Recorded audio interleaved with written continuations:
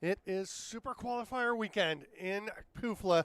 Welcome to the playoff game between the Ottawa Gee-Gees and the hometown Trent Excalibur. Welcome, lacrosse friends. I am Steven Stamp. Pleased to be back behind the mic. It's been a little bit. Had a bit of a sideline. I was on the IR for a while, but I am back and excited to be here for this playoff matchup between two teams that had very different records during the regular season, have very different history in terms of how they have gone between them. Right there you see the East standings. The McGill Redbirds beat Trent twice. It's the only times the Trent has lost. They've won all their 8 other games, including a pair against the Gee-Gees, who went 2-8. Their only 2 wins were by a single goal each over Carleton and Bishops. So Ottawa has not had a ton of success this season, and we will see whether they can turn that around. Out in the West, Guelph, with their first ever perfect season. What a year they have had. Look at that goal differential, a plus 101. That is astonishing. Western and Brock, who will be playing host to the Baggataway Cup next week. That's the Brock Badgers, as we will be in St. Catharines on Kiwanis Field. They are the other top teams. So we have Guelph is playing the Toronto Varsity Blues tomorrow. Western has already played Nipissing in their playoff game, and Western won that one handily. Brock, of course, gets the automatic bid into the championship. We have 3 games in the East playoffs between today and tomorrow. One of them we will update you on occasionally, as Queens is playing Carleton in what should be quite a matchup, although it started off fairly heavily in Queen's favor, 4-0 the last I took a look. We're going to update that once in a while, and we are underway with an extended battle, and Ottawa gets possession off the first face-off. Blake Robinson will run into the offensive zone. He'll head back to his defensive position gradually after handing it off to Michael Gogan. Ottawa with the first attack. These teams played twice this season. The last time Trent won 16-5, the time before that was 18-8 up in Ottawa. They actually played a home-and-home series on a weekend about 4 weeks ago. Ottawa has actually never beaten Trent here on Justin Chu Stadium. The last time and the only time Ottawa has actually beaten Trent was back in 2014. It was a 9-5 win. They just have not won here. So a lot of history that they're working against, but Julian Belair is going to be key if they can get it. He's number 3, just passed the ball in front, but that ball is knocked down, and it is snagged there by Jackson Hayner, the starting goaltender for Trent. Jackson Brown has played the majority of the minutes, but Hayner getting the start today. He's played very well. Brown was an All-Canadian last year for the East. This is Michael Anderson, who has been on fire since starting playing with Trent. He is here doing a graduate program, and he has 23 goals in the 8 games that he's played, almost averaging a goal per game, a hat trick per game. If he gets 4 today, he would hit that hat trick per game average. Trent with their first possession, taking their time. They'll flip it up top. Ball on the near side now to Adam Horolak, one of the top table setters for Trent, and they go behind the net, and that is a different man at X than we're used to. That was Dallin Rye playing at X. We're used to seeing Dylan James back there. He is out. He has a cast on his left hand. He is not playing today. They're hoping he'll be back if they can make it to the Baggataway Cup next week. That is yet to be seen. Ottawa is going to break out. They get the ball ahead to Liam McConnell. He'll hand it off, and they go into the offensive zone.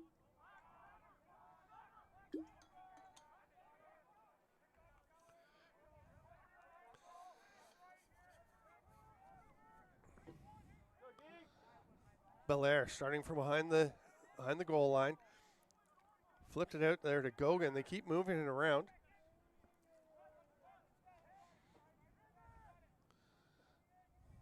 We'll go to Belair behind the net. Belair with 15 goals and 13 assists, leading scorer for the Gee-Gees, and he's going to try and get them on the board here. That shot, though, may have been tipped. Yeah, it looks like it was tipped by Jackson Hayner. He got a little piece of it. Gee-Gees will get it back and get a fresh shot clock. It's an 80-second shot clock in CUFLA, but it resets to 60 on a subsequent possession. That one is wide, so the shot clock will not reset. But as they back up with Gogan back there, the Gee-Gees will retain possession.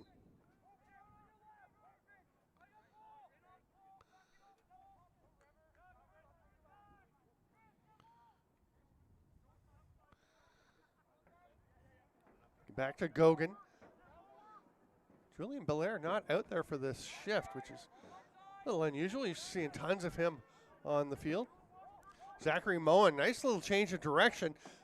Swims through a couple of Trent defenders, but loses the ball in the process, and Aiden Parker's going to maybe come away with it. He is in a pitched battle. Great positioning by Jordan Duell. Looks like Duell playing some defensive shifts. He's generally an offensive guy, offensive midfielder for the most part. Really good shooter, but Nick Webb is also out for Trent this week with an injury.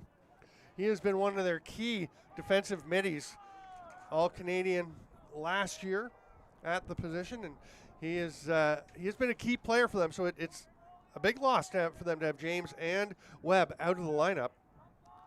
Ottawa back to the attack. Gogan takes that ball. Chris Sobel cutting through the middle. They let him circle through. There's a shot and a rip home, getting it in for the first goal of the game. Michael Gogan puts Ottawa up 1-0. We're 4.5 minutes into this first quarter. There's 4 15-minute running time quarters. Clock does stop on goals. Starts up again on the ensuing faceoff. Bronson Muller will take the draw for Trent. He's up against Logan Furlong, stepping in to replace the Ottawa faceoff regular who is not available today. Starting between the pipes at the other end is Finn Harapiak for Ottawa. Solid season for him. Muller will come away with the ball, gets spun around by Furlong. Just avoided a holding penalty, and they flip the ball off to Anderson. Jack Marwick will set a little pick for him. Anderson, who has been very much on the radar of opposing teams. They realize he came in, his first game was against Ottawa. He had 6 goals in that game, and I was talking to Ottawa coach Brett Parra before the game. He said one of his players said, "Oh, you might want to keep an eye on this number 10, the kid with the long hair. His name's Anderson. He's pretty good." And they said, "Oh, well, I haven't seen him on the film. He can't have done too much." He hadn't played yet. wasn't ready to play. He had 6 goals in that game, and Ottawa fairly quickly realized they need to get it on him. But a lot of the damage was done. He did have a hat trick against them. The next game, he scored 9 goals against Ottawa in the 2 games these teams played in the regular season. 10 goals. Was it 10 goals? Or he had 5 the first time and 4 the second. So I'm just checking with David because he's more on top of everything than I am.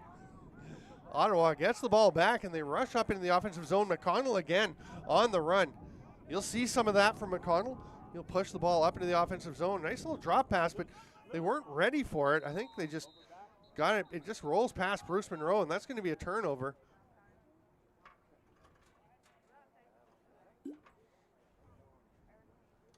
There's going to be a discussion between the officials. I think we might be seeing a draw ball. Yeah, they're rolling it out to center. I guess there were differing calls made.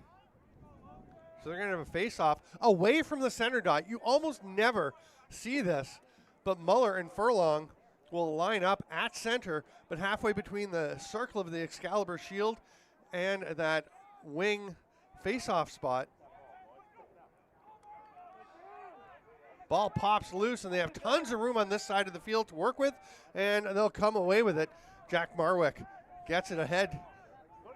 Curtis Connolly is into the offensive zone. The long pole, the 5-time All-Canadian, multi-time CUFLA Defensive Player of the Year. Still vivid memories of the overtime game winner that he scored against Brock in the Baggataway Cup several years ago. He, of course, one of the many players whose careers were interrupted and rendered rather odd by the pandemic. But he is still a force here in CUFLA. That ball is stripped, but getting back quickly to maintain possession was Malcolm Warholic. He'll come over to Duell, who we're used to seeing up in the offensive zone. Dallin Rice still back at X. Trent, as we approach the midpoint of the first quarter, still scoreless. Now, Trent has had a bit of an issue with slow starts during the season. Ottawa actually stayed quite tight with them in the first game between these two teams. Trent eventually pulled away, as they have done very often. Nice job fighting through, and the rip by McAlpine low to low, but it's swallowed up. And here comes Ottawa. Nice wheels pushing it forward by Ryder Starblanket. He'll hand it off to Gogan. He's going to look to Belair behind the net.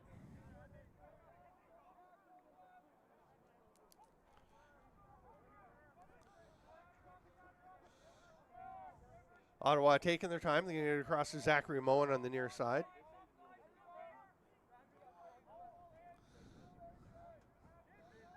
Belair immediately back to Gogan. Full circuit of the offensive zone completed right now as Belair gets it back. He is watched by Caleb French. French, one of several really solid defenders on this Trent club. Speaking of which, there's Curtis Conley popping out to cover Landon Sinfield. Ottawa being very patient. That was knocked down by Conley. He's going to come away with the ball, and it starts to go for a run. See if Trent can push some transition, create a chance to get their first goal of the period of the game. Conley spins. Actually wound up getting a shot off. I think he just lost control of the ball as he was checked. It rolls down to the goalkeeper. And Ottawa's going to lose possession. They were getting after it. Couldn't quite come away with possession. That was Josh Warren trying to scoop that one up. And here's a drive by Trent, a shot by Horlak straight into the stick of Harapiuk. The pass is too far from McConnell. Yeah, and he's going to lose control of it.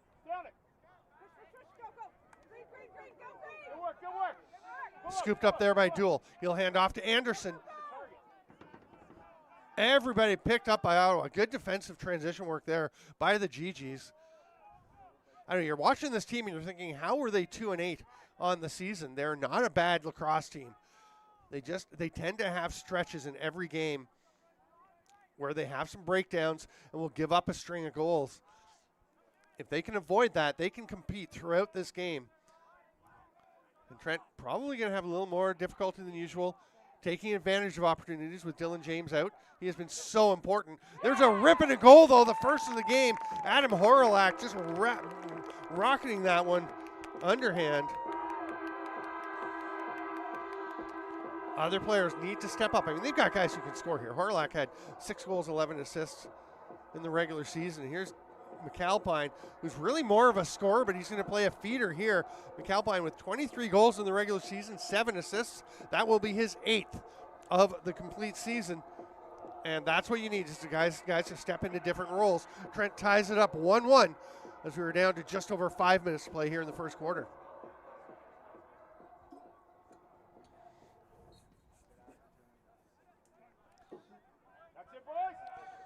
Got Holden Lowe's taking the draw for Trent on that one. They will come away with possession. Chris Schell into the offensive zone. Scored by number 11, Adam Horlak. Anderson hands it off to Dallin Rye. We've seen Rye so far playing largely behind the net and distributing from behind the net, trying to make things happen from back there. So often we see Dylan James come out from X, and he is so dangerous because if you give him any space, he'll drive to the net and score. He's so great at the question mark dodge, cutting in towards the goalie. But if you close in on him, he will hit anyone who's in a dangerous shooting spot, and that has been such a big part of Trent's offense this year. They are struggling a little bit to generate opportunities. Here's Horlak, who has the Trent goal. A little stutter move. Nice job to create a chance, but that one's stopped by Harapiuk. And if Harapiuk is sharp, again, that gives Ottawa a chance to hang around. Scooped up there by Starblanket. Nice job to get it back to Harapiuk under some pressure. Starblanket having a solid first quarter. They'll make the pass across, and Owen Gregory gets absolutely hammered as he gets near center. Duell gets it. Here's McAlpine.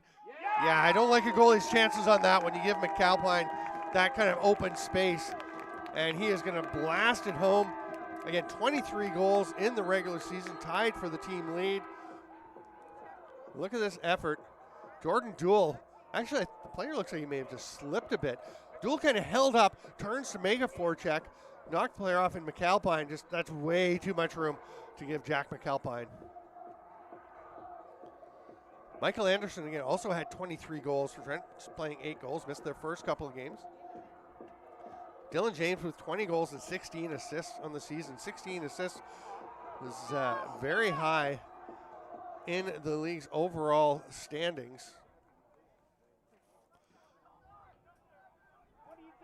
He was 6th in the division with 20 goals, but his assists led the East, his 16 assists.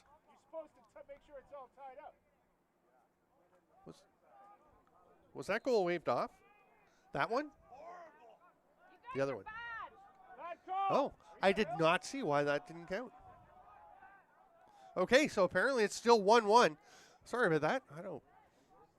Not sure what happened. But we remain tied as we get under 3.5 minutes, and Zachary Moan will flip it across to Jackson Cowley. He continues it moving. Gets it on the far side. And trying to generate something here is Landon Sinfield. Hayner winds up with the ball.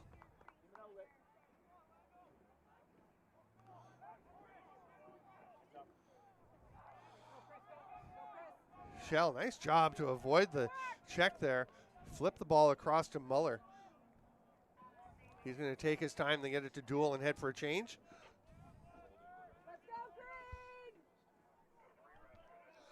Okay, so the word is that the ball hit the post. Didn't actually go in. I'll have to take another look at that one when we get a chance. 2.5 to go here in the first quarter. I'm Steven Stamp. This is CUFLA Super Qualifier Weekend action. Trent McAlpine rips it. He's looking to get back the one that didn't count before. That one's going to go wide, and it will be Trent possession on the backup. Dallin Rye is there to get that ball. No reset. Rye, he does circle out top now. Flicks to Anderson. He'll blast one. That goes a little bit wide as well. He generally seems to prefer to shoot from a bit closer than that. Anderson, who scored 50 goals in NCAA lacrosse. Back when he was completing his degree there, he is now doing a graduate program at Trent. They were pretty excited to have him in the roster for the year. Horelak withstands a check, make sure he's got it. The spinning shot, what a play. Dallin Rye, and they're going to call crease violation again. It's no goal. Rye spinning. I mean, it's hard to see where your feet are. No, really, ref, really. But let's see this. Pass from Horelak, hits Rye. I don't know, hard to say.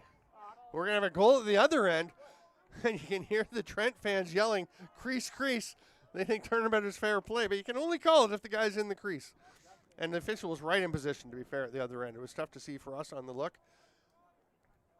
But Ottawa, now after Trent thinking twice that they had pulled ahead, the Gee-Gees now take a 2-1 lead with 1:28 to go here in the first quarter. Michael Gogan with that goal.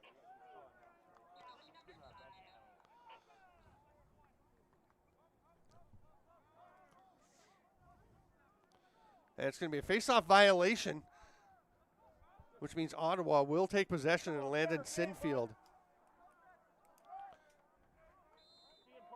Gee-Gees goal scored by number 5, Michael Gogan. Time of the goal, 1:28.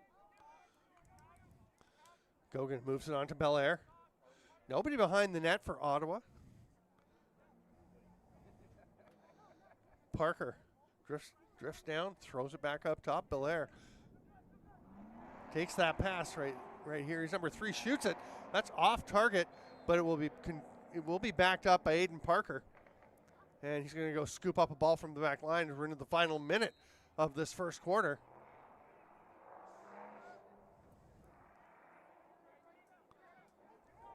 Up top, shot coming. That one's a little bit high and off target from the stick of Stephen Ainsworth. Parker will go back once again and scoop another ball up. Back up to Ainsworth. He's going to shoot again. Stopped by Hayner. Terrific save, and he is looking up the field. Nothing there, so he'll step into the back of the crease. Oh, and then throws the pass away. Just a little bit spicy for Samuel Albert.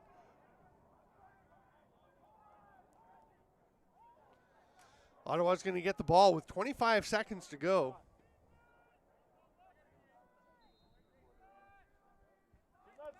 And a bit of a break there with the clock stopping.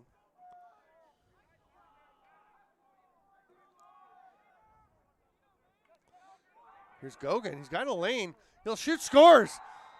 Trent a little slow defensively getting out on Gogan. He's got back-to-back goals. And with 11.2 to go here in the first quarter, Ottawa goes up 3-1. And you'll see on the replay, just that's a ton of space. Samuel Albert is over on the far. He's the closest guy.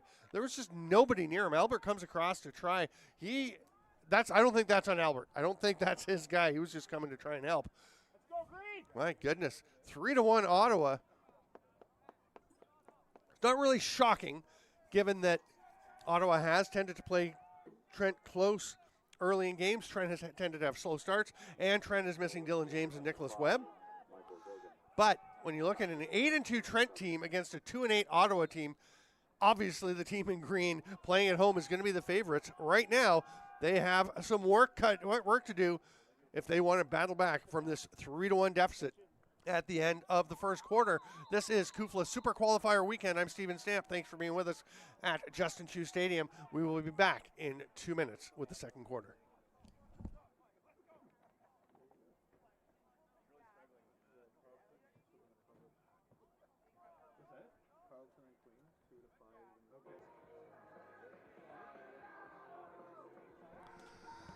Welcome back, Lacrosse friends, to the banks of the Autonomy River and CUFLA Super Qualifier Weekend action. I'm Steven Stamp. This is Ottawa at Trent. Let's look at the players to watch.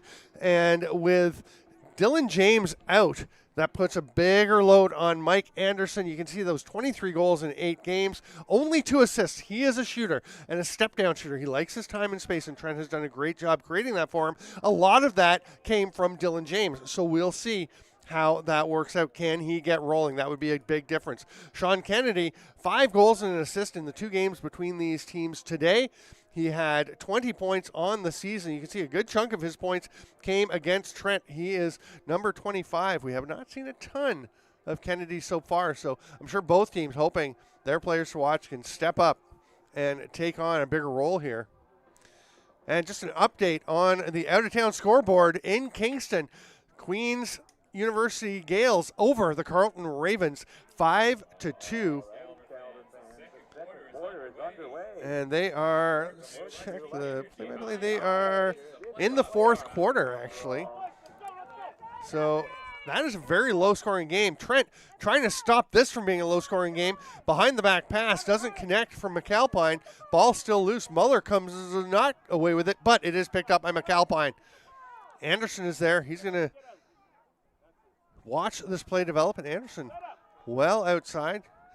I'd imagine he's going to drift down lower as Trent sets up their offensive set. Be interesting to see what Mark Farthing and his coaching staff come up with as this game progresses. They have not generated a ton of scoring chances.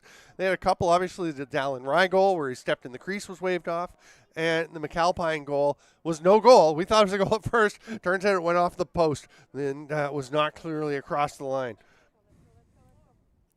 Here's a chance for Horlak. He scored the only goal, as it turns out, for Trent so far. Passes that one. There's a nice save by Harapiak, but flags fly. Ottawa's going to go shorthanded. Do they have 2 players going off? They've got 2 guys heading to the bench. Are they both penalties, or is one just subbing? We did see 2 flags fly.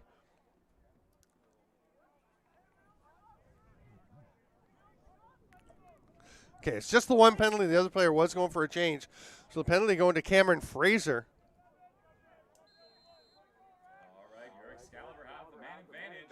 Keep the energy high here. 6 penalty minutes for Fraser during the season, so fairly common for him to spend a little bit of time in the penalty box.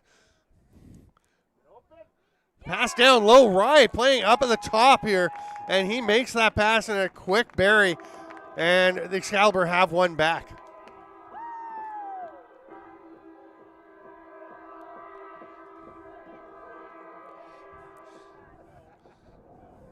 Fraser is released. That is another factor with the clock stopping on goals.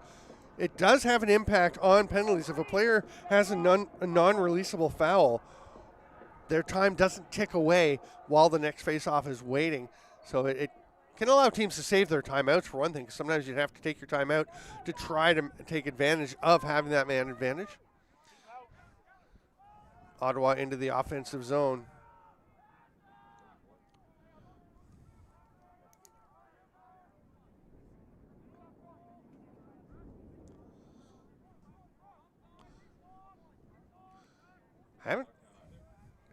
Okay, the score has gone up. It was still showing 3-1 on the scoreboard. We were wondering if that one didn't count as well. They had a face-off, though, so it fairly clearly had to, but it is 3-2 now. Excalibur goal. Scored by number 71, Mason. Mason Tardif, who had 10 goals during the regular season. And Ottawa celebrating. Okay, it is that a goal? It is. It's a goal. It didn't even look like it. This is kind of wild because Jackson Hayner didn't look like he recognized the ball going in. Where does this even get in? Yeah, I think Hayner thinks it's on the backside of the net, but that is a goal by Dean Kennedy. That's a big one. Sean Kennedy, sorry.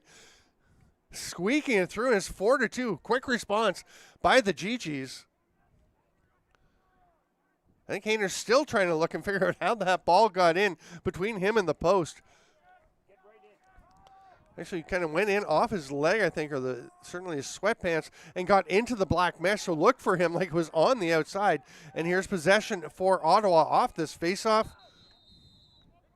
Grabbed there by Ethan Parkhouse.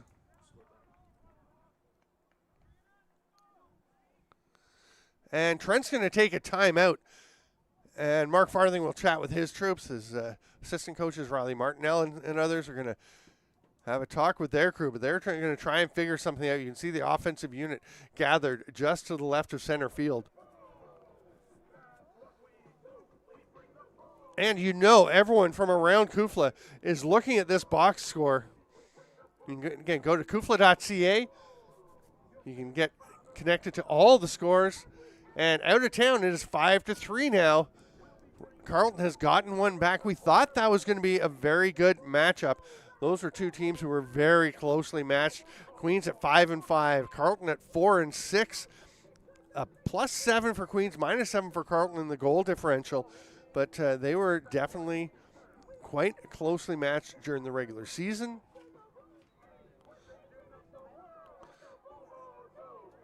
Carleton won the first game between them 8-7. In the rematch the following week, Queens won 8-7. So we were thinking probably going to be 8-7 in this playoff game. I don't think we're going to get there. But a 5-3 score with, how long do we have left in that game? 5 minutes left. So about 5 minutes to go. Carleton right with 5:49 to go. Cam York getting that goal. If you want to follow along on that one, go to CUFLA.ca. You'll see the schedule. All the games are up on there. You can track all the live scoring.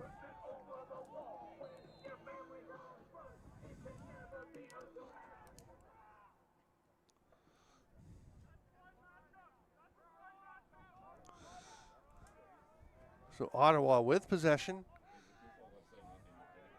Actually, I guess that was Ottawa's timeout because they would have had to take it since they had possession. So they want to extend this lead. Remember back in 2016, I think it was. Here's a chance. Around the world, what a goal. That's in. That ball was in, and yes, they're going to count it, and they'll celebrate. That was Samuel Ouellette, 11 goals this season. He goes around the world and bounces this one home, just nestles under the crossbar and against the mesh. You'll see it pretty clearly, I think, on the replay. As Ouellette takes the pass from Sean Kennedy. And yeah, that one just gets up, tucks itself in, and it's 5-2 Ottawa. I was going to say in 2016, I think it was, Ottawa, a huge shocker in the opening round of playoffs. They beat McGill in a game that stunned everyone around CUFLA, and that earned Ottawa, of course, a trip to the Baggataway Cup. And McGill, who was one of the favorites that year, did not get to the tournament.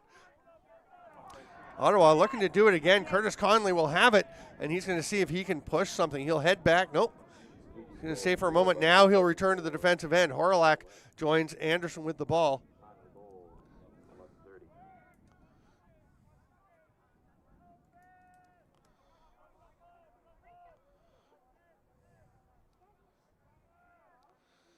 Anderson flips it behind the net. Trent taking the time to get things rolling here. They've got Connor Curtis at X now. Curtis was actually not scored this year. Playing that role, he's the lefty behind the net at X. There's a shot by Rye. That one's turned aside. Nice save. It will be a fresh 60 after the save by Harapiak, who's been sharp. That ball did get out of play, so Trent's going to scoop it up and make their way slowly towards the net. No rush for Horlak. He's got Rye with him. He slips to X. Everyone else is up high. Mike Anderson trying to slip to the back door. He's there. The lane wasn't quite there as he popped open. They're going to go to Rye, to Rye behind the net. He's watched there by Fraser. Hard blast by McAlpine off the crossbar. Trent getting some chances, just not able to bury them so far for the most part. We're 5 minutes into the second quarter. It's a 5-2 lead for Ottawa.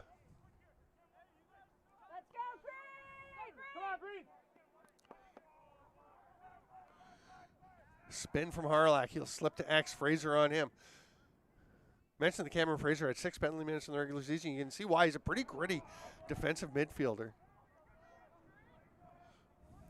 Really does a nice job putting pressure on. Here's Dallin Rye trying to fight his way out. Watched there by Vincent Roy. Horlak has the ball stripped. That was McConnell. McConnell looking for the outlet pass now. Had to pop it up to himself, but he gets it. He is on the run. Ottawa with numbers. McConnell's going to let it rip. It's a little bit wide. Belair gets it. It looked like the official initially for a moment was pointing Trent's direction, but then says, no, Julian Belair was the first one there.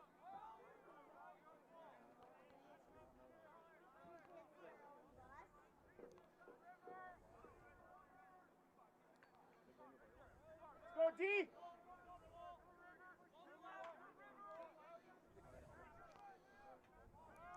Trying to just find that game from 2016. I'm going to get it. That's how, maybe I'll look it up at halftime so we can recall that one. But or David, if you find it at any point, the Ottawa over McGill in that playoff, and see just how that one played out. Is this history repeating itself? Obviously a long way to go. 38 minutes of playing time remain and just a 3-goal difference. But as Samuel Ouellette takes this ball, Ottawa is looking pretty strong and pretty confident. Kennedy quickly moves it on. Sinfield fights through a check. Conley out on him. Jars it loose. Sinfield will get it back. Over to Gogan. There's Belair. They had Ouellette cutting. Now Kennedy cuts. No lanes that Belair liked for the pass. He's facing some solid checking from French. But hanging on to the ball, a double team effort. And still, he's able to fight through. What an effort by Julian Belair. But he is stopped by Jackson Hayner. Now Bronson Muller fights his way forward. Stays pretty composed. Gets the pass across. That's going to be an over and back. Nice job getting Chris Shell shoving. Oh, no. Timeout taken by Trent. That's a heads-up call by Trent on the sidelines. Chris Shell was getting shoved over center. They maintain possession. We're past the midway point of the second quarter. Okay, here we go. Nice work pulling this up. Are we up? Is that up on screen? Let's put it up on screen. If we can get the game up. That's just the, yeah, just pull the, if you can get the game, the box score, we'll take a look at it. David Ray with a great job going and finding that game. You got some time. Don't worry. It's not a big rush. Not a big rush. But, yeah, that was quite a stunner as Ottawa beat McGill back in 2016. And I'll tell you, it was really something that stunned everyone. And the Gee-Gees, would it be as stunning this year? Well, I mean, again, 8-2, Trent versus 2-8, Ottawa.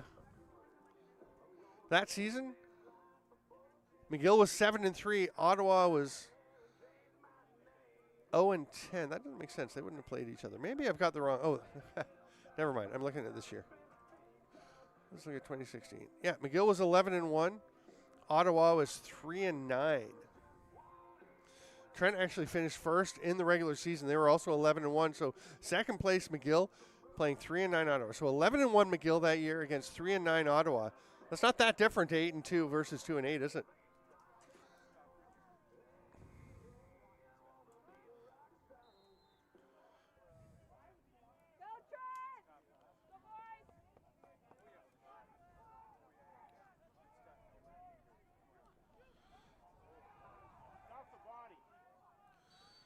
That one heads out of play. It's going to be Trent possessions off an Ottawa player. Soaked that one. And Curtis Conley will go and scoop that ball up, flip it ahead to Jack McAlpine.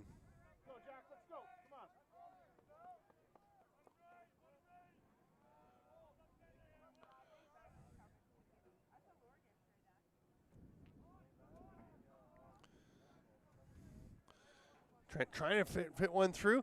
Oh, nice pass. Get to McAlpine. Quick shot, but my goodness, Harapiak has been sharp in this game. Trent will retain possession.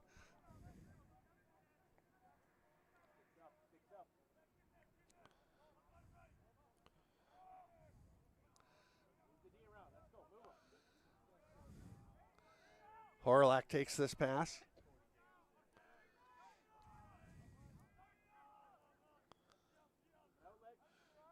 Rye spins, hands it off there. McAlpine trying to create something. Good pressure on him. That was Colin Bell with the defense. Ball will pop free, and Trent's going to come away with possession.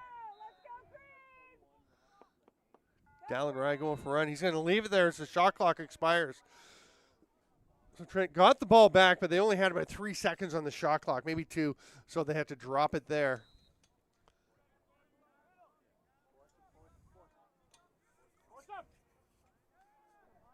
Ottawa trying to work their way through, and they make it. Good job by Star Blanket. He'll hand it off. Sinfield flicks it down to Ouellette. He gets back from Belair. Ottawa taking their time.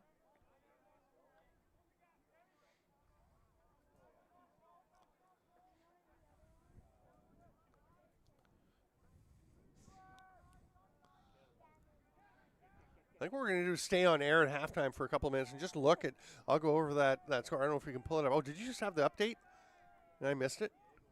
Okay. Sorry, David. I thought I was missing something that you were sharing with us there. Oh, there's another goal! Right on top of the crease. Gogan again.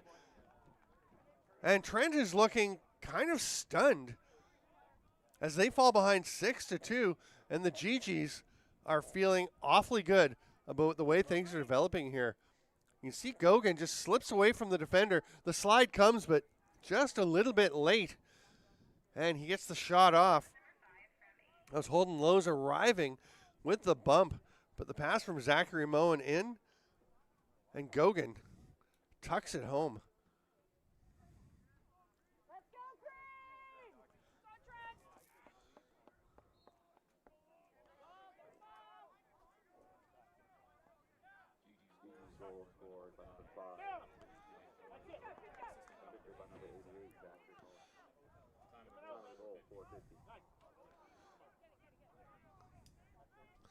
That is Gogan's 4th of the game.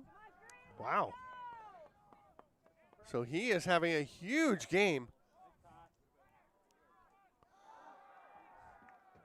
Trent unable to get one there, and Harapiak will make the outlet pass. You get to Vincent Roy.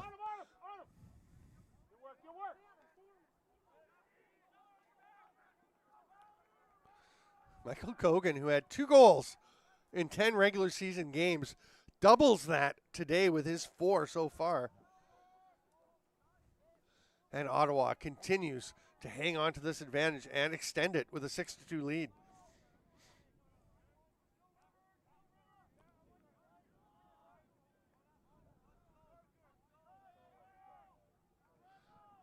Again, Ottawa really being patient here. Gogan flicks it to Belair. He'll come immediately to Ouellette. Ouellette's going to go back around as he had Chris Sobel, number 19, just directing him to reverse it. Now it's going to come to Sobel after going all the way around. Flips one through. Ouellette fighting through traffic. Thought he was going to go around the world again. Elected to hold on to it. Finds Kennedy. Hard fake. Works his way out. Bounces one. That's wide. It's going to be backed up by Belair. Not sure how long is left on the shot clock.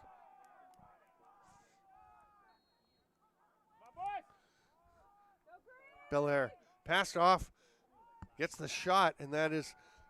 Where did that come from? That looked like he was heading off into the corner. Hit someone, and that was ripped off the crossbar. But I believe the shot clock had expired. Play was already, the officials already pointing Trent's direction.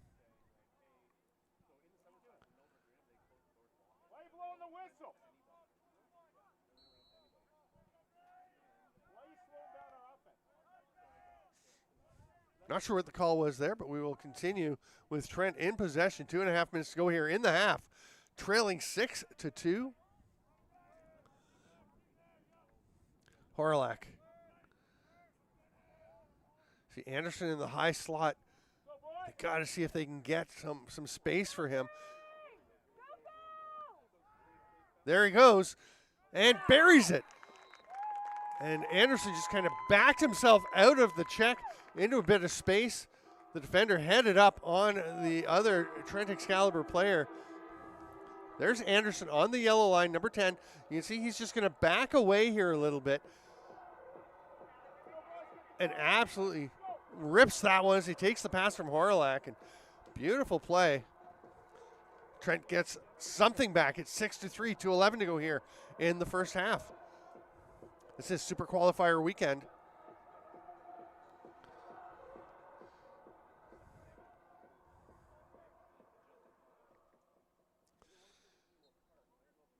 And it looks like Queens is going to hold on and beat Carleton. They've got just seconds left. They're up 6-3.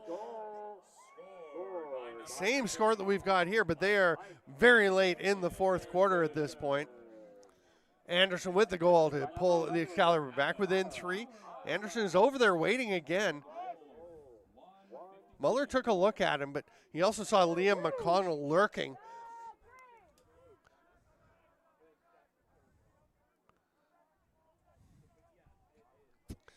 Anderson gets it. McConnell out on him. He'll move it on. Mason Tardif, one of a handful of players on this team that won the Meredith Cup Junior C Ontario Championship earlier in the year. Now running forward. Good job by Luke Lazor to hand that one off, and we're going to have a timeout taken by Brett Para of Ottawa. The ball will be placed down with 1:13 to go. Ottawa is going to try to extend this lead.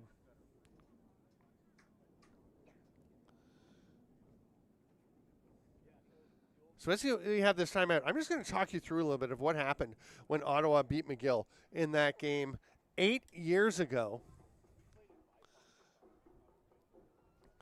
As it was 5-4 for Ottawa at the half. McGill came out, got a couple of goals. They go up 6-5. That's the end of the third quarter. They head into the fourth, and it's already a surprise at that point that Ottawa was that close. Then McGill comes out, gets a couple of goals. These are names, if you've been a CUFLA fan for a while, you're going to recognize. Emile Sasson-Lawless, Goose Bolton, one of the great names that we've seen in CUFLA. In the first 2.5 minutes, they'd extended their lead to 8-4. Brandon Para gets one back for Ottawa, and then another pair of McGill goals. Tanner Baldwin, an all-time great defensive player for McGill, runs up and gets a pole goal. Then Goose Bolton with another one. And you're thinking, wow, 4-1. That means The score now is 10 to 6, 10 to 5, 10 to 6 for McGill. Yeah, it's looking pretty good with 7 minutes to play. Then Brandon Parra gets one. Kevin Middaugh, and then that's still the score with 2.5 minutes to go. Ottawa trails by 3, and then Kevin Middaugh with one. Kyle Stavely with 1:16 to play. Scott Taylor with 44 seconds left ties it, and Cameron Spencer with the goal with 16 seconds to play. Unbelievable.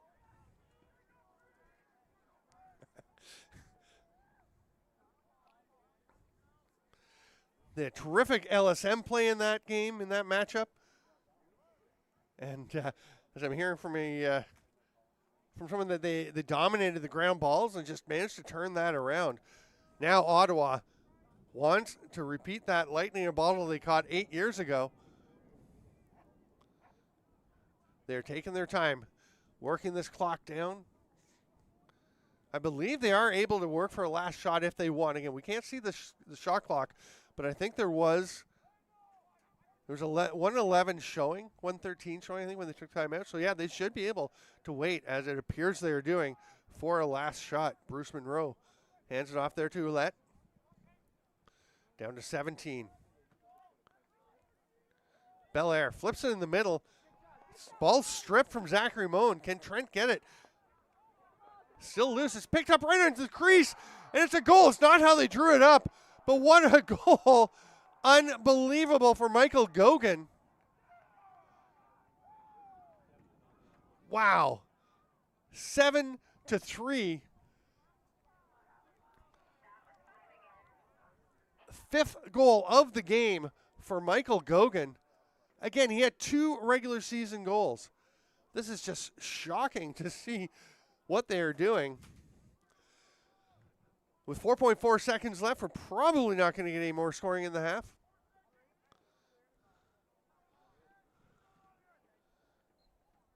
Play is blown in.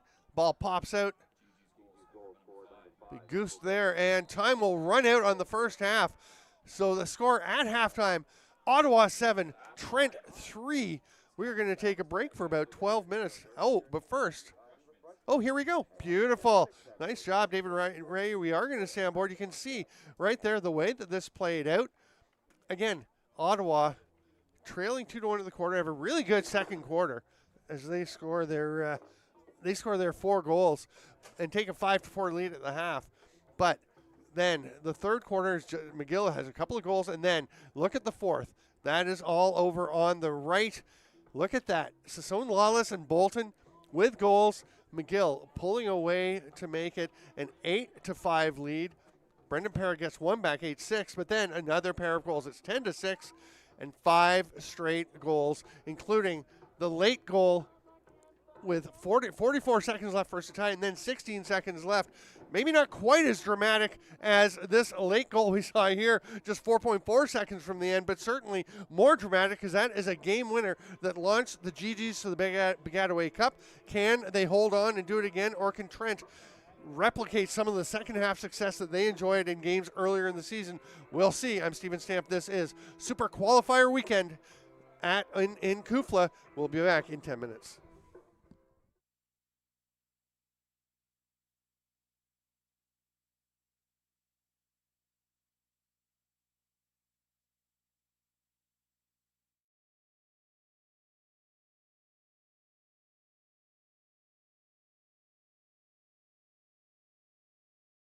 Second half is underway. Welcome back, lacrosse friends. It is Super Qualifier Weekend in CUFLA, and we have the potential for a super upset here as Ottawa leads Trent 7-3. Trent, though, has possession to start this second half. They are going to try and get things rolling. A drive to the net, and that's one off the post. Trent has had a goal called back for a crease violation. They had one that everyone thought was in, but it was off the post. That one goes off the post. Boy, those 3 count, and it's a 1-goal game here. There's probably the scoring by Ottawa that's a little bit more surprising. Jordan Duell trying to drive to the net. Cameron Fraser, nice job defensively on him. And then Harapiak with the save. We've got a penalty coming. It's going to be a slashing call. So I guess not as nice a job as I thought by Cameron Fraser. He will get a penalty on that one. Do we have the replay to take a look? Or Trent's going to start with possession on this man advantage.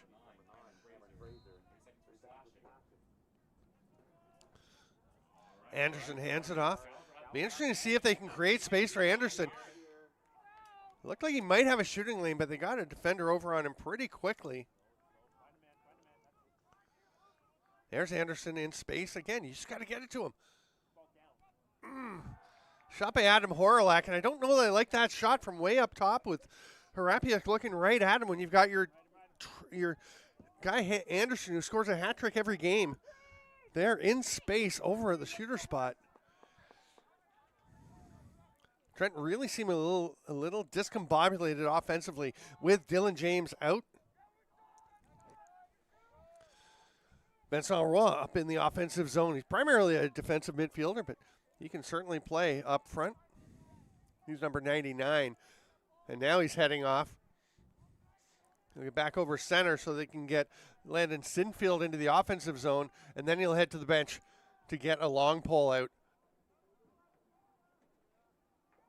Ottawa will be meticulous and patient with this 4-goal lead.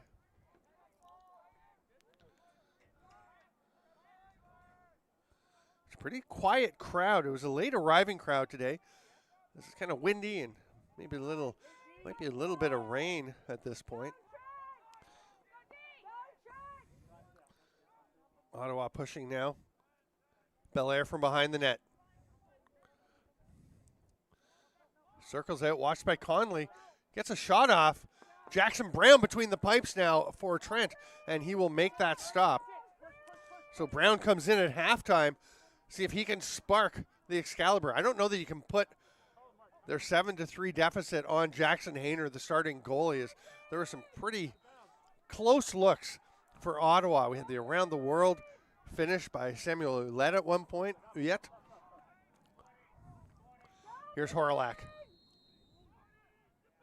Oh, it's going to be a possession foul, and Ottawa will get the ball. It's exactly what you don't need if you're Trent. If you're Ottawa, you couldn't ask for much more than to get a reset, get the ball, and a chance to kill some time as Zachary Moen. I wouldn't imagine they're going to the net until fairly late in the 80-second clock. It's an 80-second shot clock. Resets go to 60. Belair back to the man of the day, Michael Gauguin, who has 5 goals today.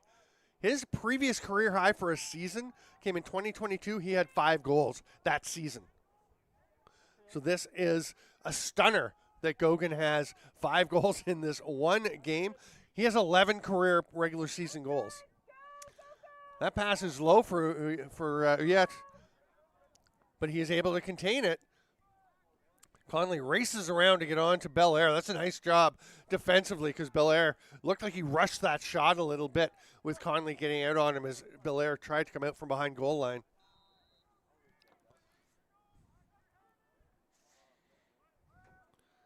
They leave it there for Ouellette. That pass gets away. It's going to go up into the Trent offensive zone. Anderson goes after it now. He's kind of waiting. Now he'll pick it up. I think they were late in the shot clock. The pass out front goes off an Ottawa player. It's going to be Trent. I guess they're calling that a shot because the players were racing for the backup. Trent will get it. Nice hustle there. Jack McAlpine will start with possession. They toss it around. They're going to come to Jordan Duell up at the top. He's 22. Immediately back to Holden Lowe's. Trent certainly not looking like they're panicking. They're taking their time, being patient, running the offense. The offense just hasn't been generating the chances they'd want so far. But there's Anderson with a goal, and a nice job of him coming to the ball to take that pass. And then the jump shot and just blast it home. Michael Anderson starting to heat up. Very methodical possession here.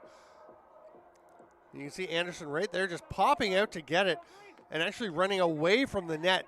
Liam McConnell on him. It looks like Ottawa's trying to really focus McConnell on Anderson. He's done a great job so far, but there Anderson gets his second of the game.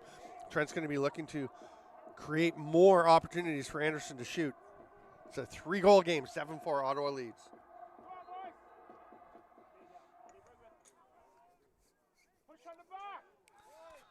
Nice job pulling that one out by Muller. Then he got knocked down. Actually looked like he was knocked from behind. No call. Oh, yeah, there is a call. Trent's going to get possession.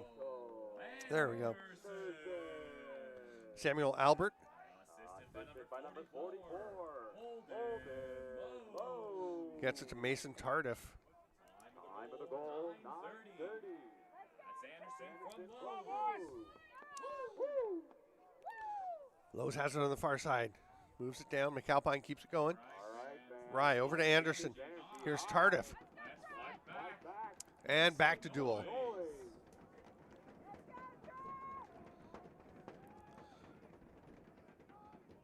Duel starts to initiate from the top. Watch there by Roy. Good battle there between Roy and Duel. He hands it off. And McAlpine now watched closely by Colin Bell. Boy, the Gee-Gees defense is stuck in this game. Trent gets down to McAlpine. Duel tries the shot. That one's blocked. Oh, McAlpine almost had it. Duel will come away with it. Not sure what's left on the shot clock here.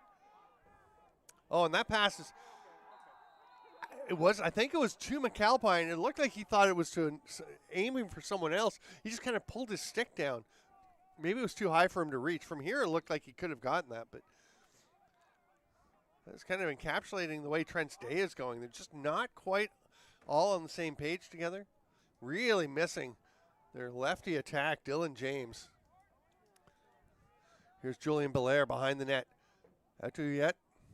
Thought he was going to go straight back to Belair, but Huyette will actually come to Kennedy coming on the field. Parker down to the man of the day, Gogan. Gogan gets it back.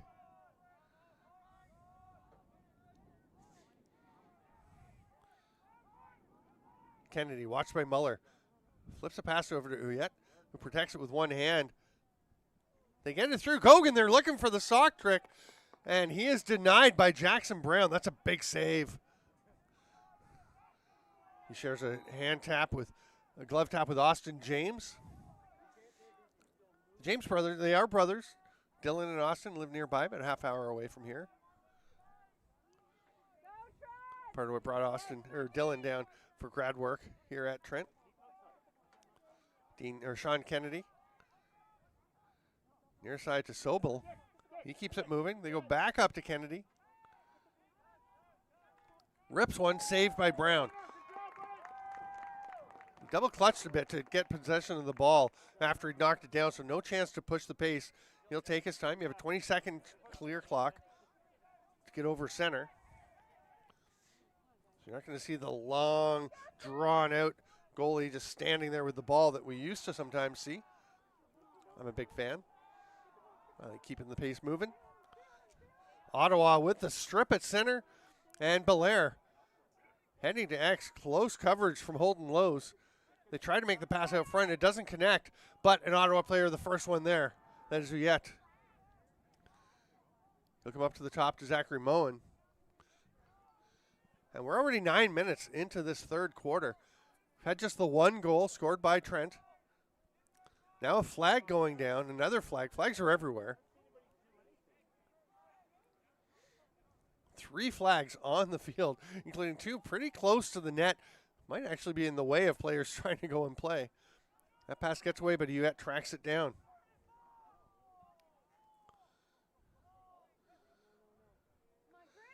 Sinfield passes it through. Another save by Jackson Brown.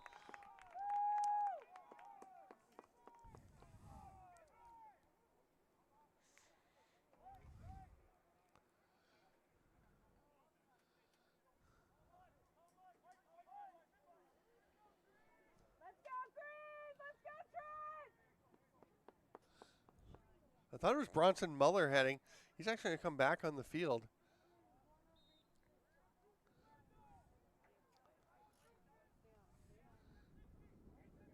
Okay, Dane Menon is going to serve the penalty.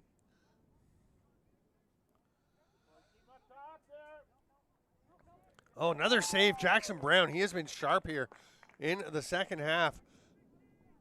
Through 10 and a half minutes. Still a 3-goal game. Ottawa up 7-4. Uyet behind the net. We come out to Kennedy. Penalties released. Bronson Muller runs back into the defensive zone.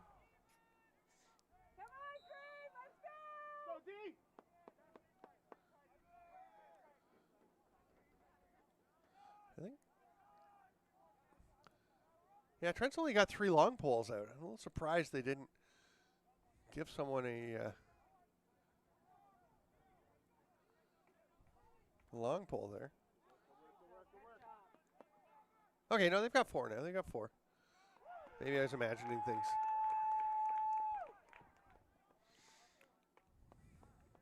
That one gets out of play, and they're still looking. They're having a discussion about whose ball it is, and it's going to go to Ottawa. I didn't actually see an indication from the official, and Trent's still arguing. I think there might be a discussion here, actually.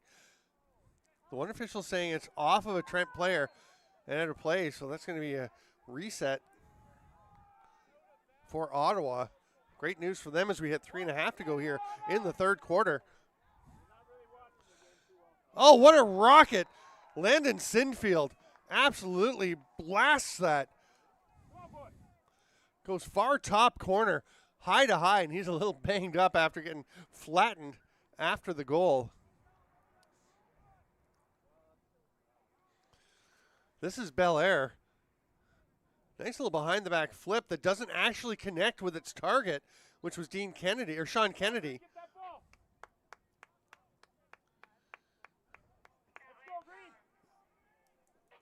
So Landon Sinfield on the pass from Julian Belair. And it's 8-4. Huge.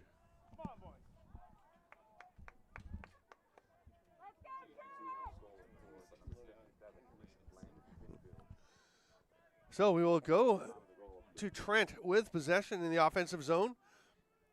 Dallin Rye up to Jordan Dool. There's still lots of time, 18 minutes. But another save by Finn Harapiak. Michael Anderson will start with it. Back behind the net. Comes near side to Mason Tardif. And Dallin Rye motions Anderson to head up into the slot. And Liam McConnell is all over him. McConnell basically trying to keep Anderson within a pole's length. Actually, in fact, touching him right now. Has the stick on Anderson's back as Rye works his way out from behind. Anderson trying to get open, but now he's going to direct some traffic as Horlick trying to get a lane to get in towards the net. He is turned aside.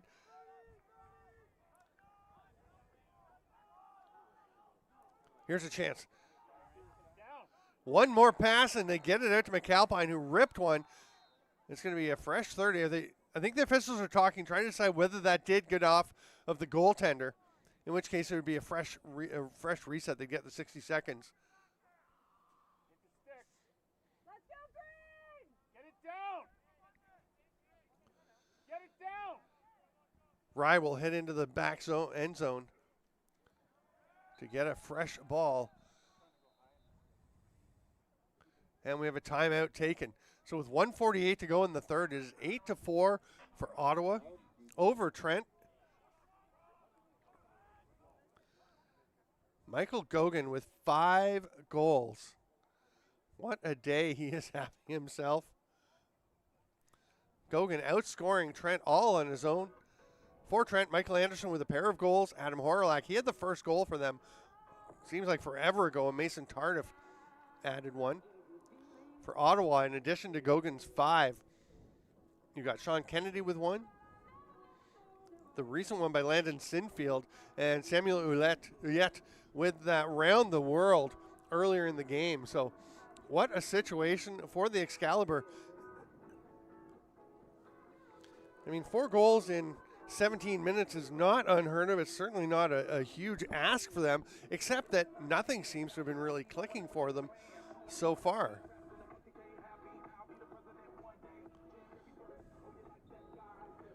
Queens did beat Carleton 6-3. They will advance to the Baggataway Cup, so the Gales going back to the Baggataway. Carleton after getting there last year. And here is Mike Anderson. He's got a pair of goals today. That gives him 25 on the season. Jack McAlpine, who has been a top scorer, 23 goals, tied for the team lead. Those were the two top Trent scorers with 23 goals each. They have 2 between them today. So they were averaging basically 6 goals per game, pretty much. 5.5 to 6 goals per game between them. Horlak with a goal and an assist. But, yeah, you've got to get the ball to Anderson some more. You've got to give McAlpine some shooting chances. He's had some. He's had a crossbar. He's had some nice saves made by Finn Harapiak. But Trent just really seems to be struggling to find the chances they normally do. And it makes you realize just how important Dylan James is to this offense. Tardif.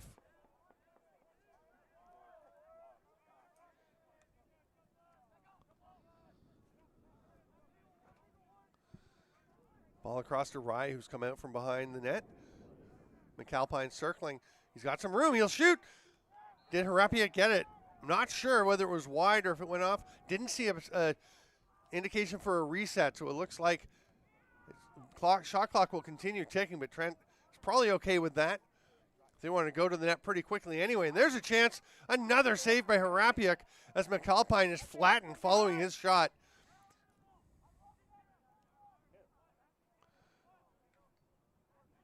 Good poise is Vincent Roy taking that pass from Bell. And Roy will make the pass ahead, gets it to Gogan. Great clear by Ottawa, who yet has the ball. Belair going behind the net. And nope, they're not going to pass to him. They're going to go to Sean Kennedy. Oh, that wasn't Kennedy. Kennedy's 25. They were going there to Stephen Ainsworth, who's 24. He's coming up to the top. They do get it to Belair behind the net. Back over to Gogan. Final 30 seconds of this third quarter. Ottawa looks like they're probably waiting for last shot again, as they will have time on the shot clock to do so. Here's Ainsworth. 18. Little swim move there by Zachary Moen. Get back to Ainsworth. 9 on the shot clock, on the game clock, which stopped for a moment. Ottawa, a few seconds left.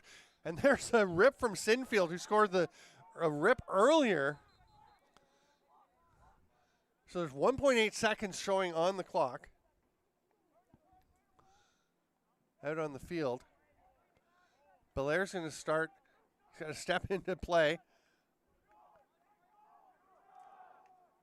They're waiting for the whistle.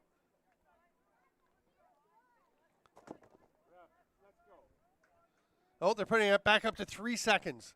Okay, 3.0 just put up on the clock. They get a chance.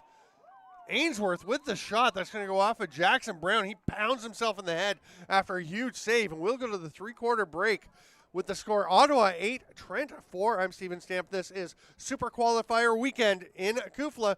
Make sure you come back for the final 15 minutes, 2 minutes from now.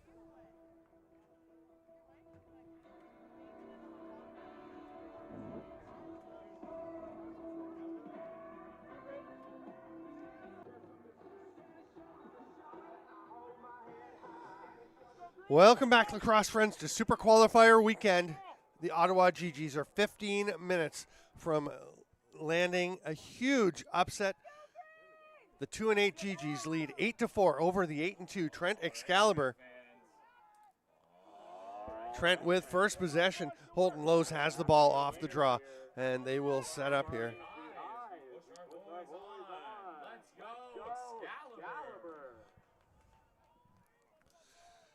Trent slowing things down. Lowe's all the way back to center. And kind of a risky little play. I'm not sure why I didn't just leave the ball on the field there for Jewell to pick up. They've got Rye behind the net as Jewell right up at the top of the formation.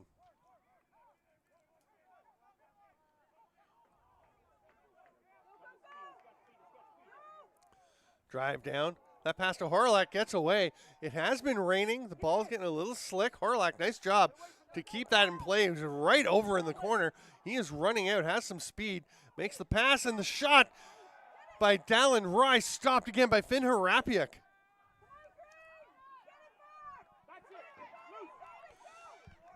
Trent gets it back. Great forecheck pressure, and Dallin Rye comes up with the ball here.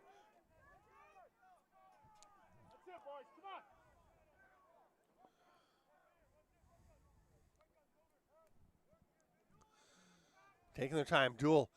Looking at Horlak, who wants the ball. He was shaking the stick in that. Give me the ball away. Got a little space underneath. Can he get there? Fraser, nice job staying with him and forces him under the GLE. Horlak dodging back out. Trying to do it all himself here. Now he'll hand it off to McAlpine. Get it across quickly. Mason Tardif. Back over to McAlpine. They're right out on him. Bell immediately with the defense. Horlak will get it down near the end line. Pass out front. That one's turned aside. Grabbed by Vincent Roy. Roy looked back. He's kind of stopped like he thought play was being blown down. He'll do a great job to run away from Anderson and Duel and into the offensive zone. Keep your head up. Let's go. Battle. Let's go.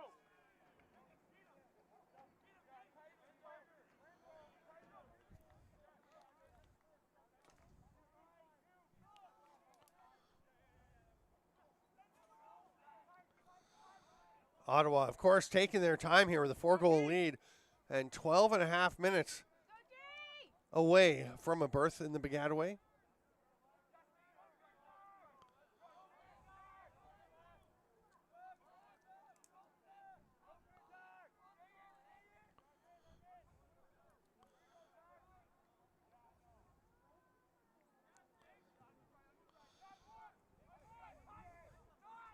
They come on the near side to Sean Kennedy.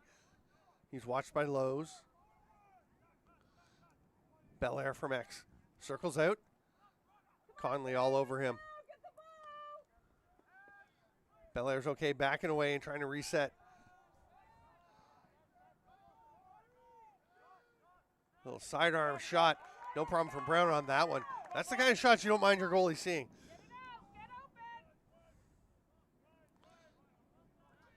Near side pass to Austin James. He's going to go back to the goaltender who gets it ahead to Horlak. Nice job for him cutting through some traffic. Horlak into the offensive zone. Now he wants to get to the net. He has made some fantastic plays over the years. That one, just the way it has gone for Trent today. A great job by Horlak to fight through a whole bunch of maroon jerseys and just pings it off the top of the crossbar on that shot.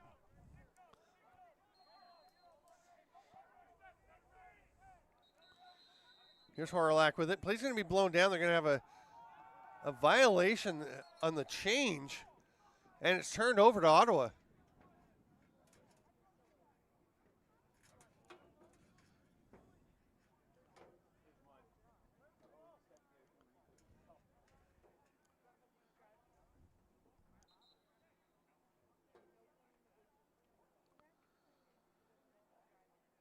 Ottawa does have a player in the penalty box, but Trent is going to squander that man advantage. Oh, now the ball is being given back to Trent.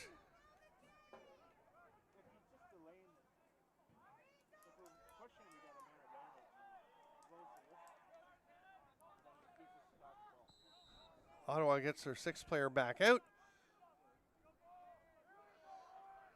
Not sure what exactly happened there to change things up. Mason Tardif trying to get to the net, scores! What a great dodge by Mason Tardif. Ducks underneath the one check, pops back up and then goes low again. Tardif over on the yellow line. He's actually pointing to the far side of the field to get him to him anyway. He'll duck underneath. Look at that play to get low and then the extension to reach out to the far side. Excellent job by Mason Tardif. It's 8-5 with 10:40 to go. Again, here's Tardif heading for the middle and just changes the angle, drives down low. absolutely drives his way past Luke Lazor.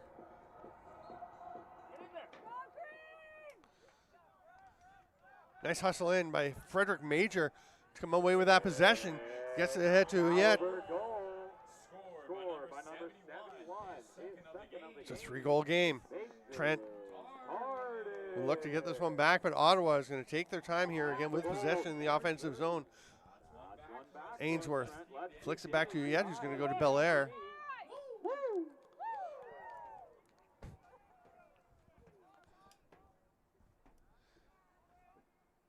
They'll reverse, get back to Belair behind the net. Here's Ainsworth. 5 minutes into this fourth quarter. All of CUFLA, I'm sure, paying attention to this one. Ball gets loose. Holton Lowe's almost had it, but actually collided with his teammate.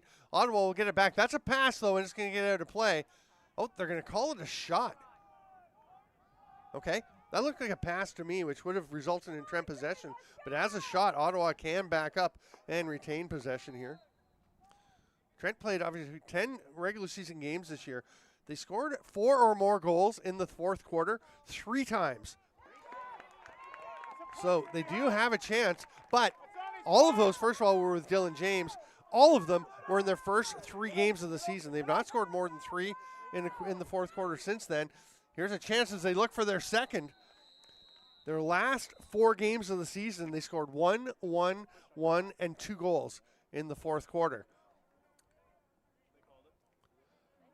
Penalty to Ottawa is going to give Trent a chance to go man up.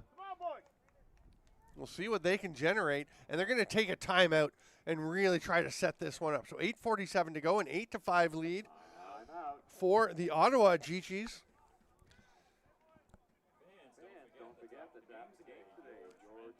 Go to CUFLA.ca to see all the stats and standings. Again, in the West, Guelph unbeaten, and they will be playing tomorrow against the University of Toronto. Western has already beaten Nipissing in 1 playoff game. And Brock, as the host, this is the last year there's actually a host exemption and an automatic buy into the Baggataway Cup. We still have 6 teams this year. Starting next year, it'll be a neutral site tournament with 4 teams, the final 4 going. There might be more coming, though. There might be. Don't be surprised if down the road we have other provinces adding to make this a really geographically national championship. Baggataway Cup is the Canadian University Field Lacrosse Championship. It is the national title, but I know their team. I mean, we've got the Muffle out in the East, the Maritime University Field Lacrosse League. Love to get them involved in this. Got teams in BC wondering about getting involved. I know there's been some field lacrosse in Alberta, Manitoba. I'm not sure as much going on in Saskatchewan, but you never know. Next weekend at the Baggataway Cup, we will have quarterfinals on Friday. Then the semifinals will take place Saturday, followed by the first ever CUFLA Rookie All-Star Game. And then Sunday morning, we'll have our Sixes Showcase, followed by the championship game. Lots going on. A very exciting Baggataway Cup weekend to come. But first, let's see who gets there from this East playoff game. Michael Anderson's shot was blocked. Trent will retain possession. Duel back up to Anderson. He's got McConnell. Oh, no, actually, he's got Luke Lazor out on him. McConnell is in the middle. So a bit of a switch. Here's McConnell coming over on Dallin Ryan. That pass gets away. That's going to be Ottawa possession. Every possession is critical at this point. Obviously, with 8 minutes left, Trent's got some time, but Ottawa can eat away 1 minute and 20 seconds every time they get the ball. If they can hang on to it, they're actually going to throw the ball away. Oh, and it's thrown immediately back as it's picked off by Lazor. He makes a pass ahead. Uyet is stripped.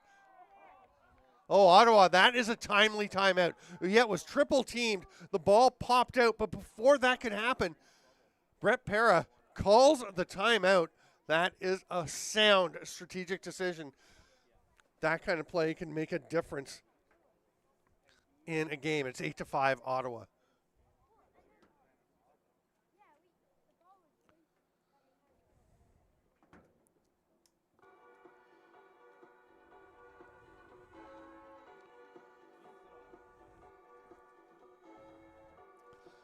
So again, tomorrow there are a couple more games coming. Toronto is at Guelph. That's at 1 p.m. at the Griffin Soccer Complex. So if you're in the area, I encourage you to go and check that one out. And we do have one more East playoff game. It's tomorrow at 5 o'clock at Molson Stadium in Montreal. McGill will be playing host to Bishops.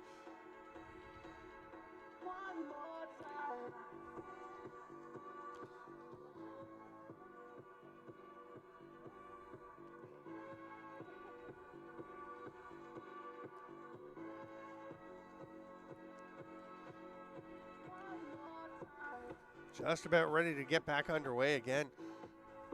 McGill 10-0 this year. Bishops 1-9. That's why they're meeting. Trent finished 8-2. Ottawa 2-8. Queens and Carleton played earlier today. A 6-3 win for Queens in that one. Landon Sinfield, he's happy to hang out here. No substantial pressure from Trent at this point. Sinfield's going to get it back from Uyet.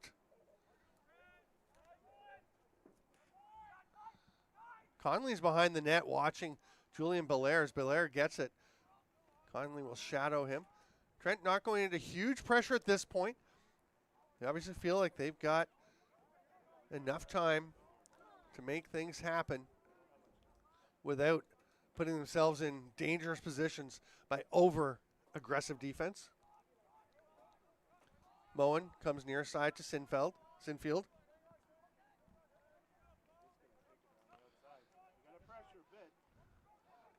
There's a pass out front. Kennedy scores. Gogan has been the goal scorer. Now he becomes a setup man. 5-25, and Sean Kennedy tucks that one home. What a play for Ottawa, and that is massive to restore their 4-goal lead.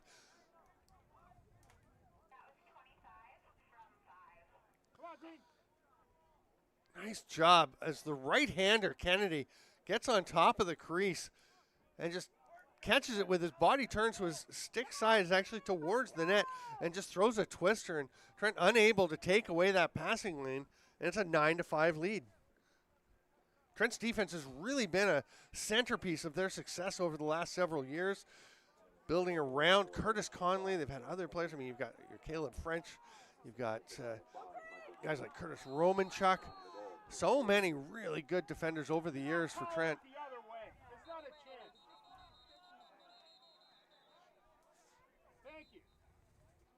Trent will get possession. But yeah, today just not the defense we're used to seeing from Trent.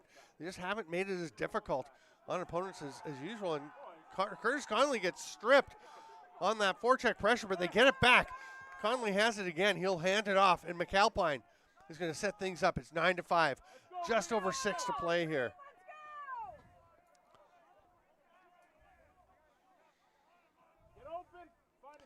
Duel jogging in as Rye will roll it over to Horalek. He's initiating from the top. They flip it down low. There's a shot from McAlpine. Save. Harapiak. It's going to be a fresh 60 for Trent as Horalek will go pick that ball up behind the rear line. Coming up to 5.5 to play. Tardif has a pair. He'd love to get one more. He's going to go to McAlpine. Horalek takes it behind the net. And Liam McConnell is back, lined up on Michael Anderson as that goes out of bounds to pass. So Ottawa will get possession with 5:10 to go. Outlet pass, they connect. Nice job to get it up to Lazor. What a season Lazor has had.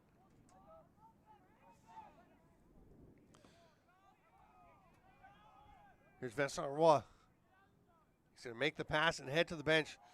Zachary Moen will come in for him and takes the pass immediately from Gogan. They skip it over to the near side. Sinfield moves it on, and they go to Belair behind the net.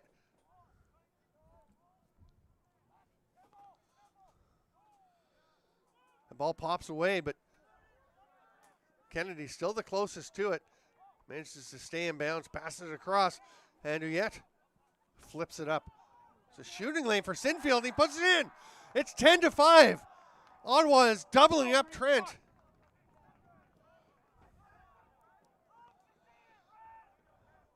Sinfield, this is very similar to the goal he had earlier. Shooting from downtown, going high, and just rams that one into the top corner again. And it's 10-5. 4:17 to play. Now Logan Furlong, Ottawa's backup faceoff man, is going to try and get the ball back from them for them. But you know Bronson Muller really wants to get this for Trent. Possession so critical here, critical late in the game. Furlong gets it, steps back over center and leaves it there. Fraser flicks it ahead. He'll head for a change. And Ottawa a chance to get more time ticking off. And boy, this is almost the exact opposite situation of what Ottawa faced 8 years ago. Ottawa goal scored by number 57, Anthony Sinfield. Assisted by number 24, Stephen Ainsworth. Time of the goal, 4 minutes. In that game, Ottawa trailed 10-5 to McGill with 7 minutes to play. So it's a mirror image of that game. This time it's Ottawa up. Can Trent have the same kind of comeback? They're going to go to Anderson. He's deadly from there, but he passes it off to McAlpine. Liam McConnell was getting out on Anderson. I think Anderson just didn't feel like he had his shooting lane. Now McConnell has the ball, penalty down.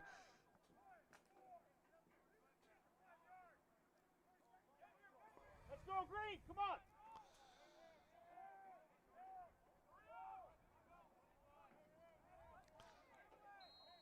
It's going to be a penalty to Ottawa. So Trent, they're not wasting any time. McAlpine scores. Shoots it far side, bounces it just inside the far post. 3:02 to go. Trent's within 4. 10-6 is the score. Here's the play. You can see Dallin Rye will wait for play to be blown back in. Get the ball, Green. Get the ball. Races down. Gets it to McAlpine, who just does it himself. 23 goals in the regular season. He bangs that one in. It's a 4-goal game. 3:02 to play. Trent trails by 4. Remember, Ottawa in that huge upset over McGill 8 years ago scored 4 goals in the final, 221. So we know it can be done. Can Trent make that happen? Change of direction by Samuel Albert. Nice job to get up into the offensive zone. And Trent heading back to the offense. By number 11, Albert hands it off. And Tardif, oh, pass the back door, he had him. Right idea, but it was just out of reach of Dallin Rye. Oh, that is a stunner. One thing with the shot clock in place, yes, Ottawa can kill quite a bit of time, but back in 16, there was no shot clock. You could, in theory, just get the ball and run away with it forever. We would see Guelph back around that era was the masters of just killing time, but now we're going to see an empty net goal. Vincent Roy will bury that one. Hits the jumping celly with Samuel Uyet. It's 11-6. The comeback grows more and more unlikely. And Ottawa looking ahead to St. Catharines next weekend. It will be Baggataway Cup Championship next weekend. Quarterfinals on Friday. That will see the East number 2 seed against the West number 3 seed, and vice versa. Then on Saturday, we have the semis. That's 4 and 7 on Friday. Then we get going in the afternoon with games on Saturday as the top seeds get into play against the winners of the 2 Friday quarterfinals. Then we'll have the CUFLA Rookie All-Star Game on Saturday night. Those rosters being put together, teams nominating their players, and we'll know those relatively soon. Sunday morning, the Sixes showcase, and then the Baggataway Cup Championship Sunday afternoon, 1 p.m. at Kiwanis Field at Brock University. Zachary Moen over to Gogan, the man of the match for Ottawa with his 5 goals and an assist when he set up Sean Kennedy for a huge Ottawa goal. Here's a chance for Kennedy on the empty net. So again, it is Kennedy from Gogan. It is 12-6. There's an air of inevitability at this point over on the Trent sideline.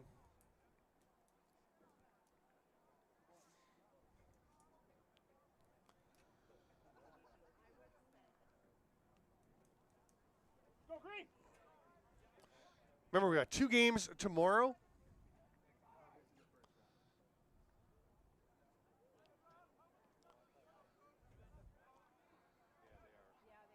The first will start at 1 p.m. Toronto is in Guelph to face the 10-0 Griffins. See if Toronto, they're going to be paying attention today and hoping they can generate another huge upset tomorrow. And what would be maybe even a bigger upset would be if Bishops can take it down McGill. Both the teams tomorrow that are hosting are 10-0, the Guelph in the west, McGill in the east.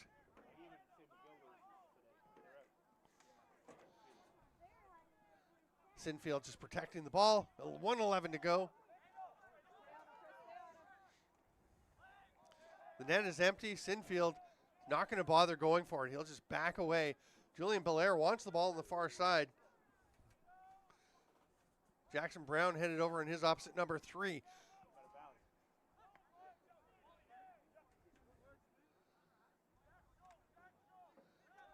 French unable to strip Ainsworth. He'll just roll it across to Gogan, who pops it up. There's going to be a slashing call coming.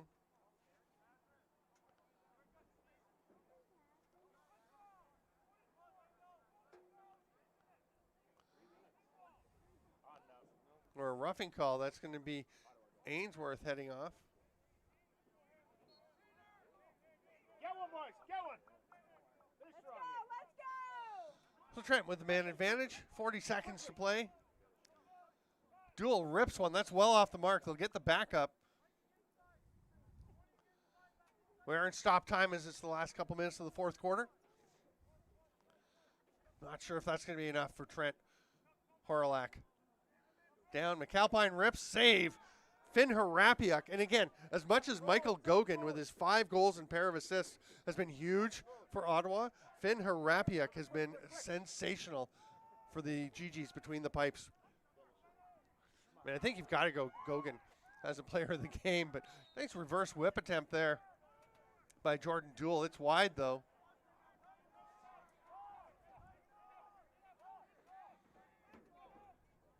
.11 seconds left. Trent with the ball. They come to Horlak. Final chance for Dallin Rye. And the Gee-Gees will storm the field, and they will storm down to St. Catharines next weekend to be part of the Baggataway Cup. What a huge, historic upset for the Ottawa Gee-Gees. And nice work, David. He's already got the schedule up for Super Qualifier Weekend with the results here. Today you can see the 3 games that have been played so far. Western with the 13-6 win over Nipissing. Queens doubling up Carleton 6-3 earlier in the day. Ottawa doubling up Trent 12-6. Tomorrow 1 p.m. Toronto visits Guelph. At 5 p.m., Bishops faces McGill. That will decide the final 2 spots in the Baggataway Cup 2024 to be held at Kiwanis Field on the campus of Brock University in St. Catharines. We'll be with you for that one. Can't wait for that. And thank you so much, lacrosse friends, for being with us. Make sure you go to CUFLA.ca to see all the scoring stats, standings, all the information you need, and join us next weekend for the Baggataway Cup.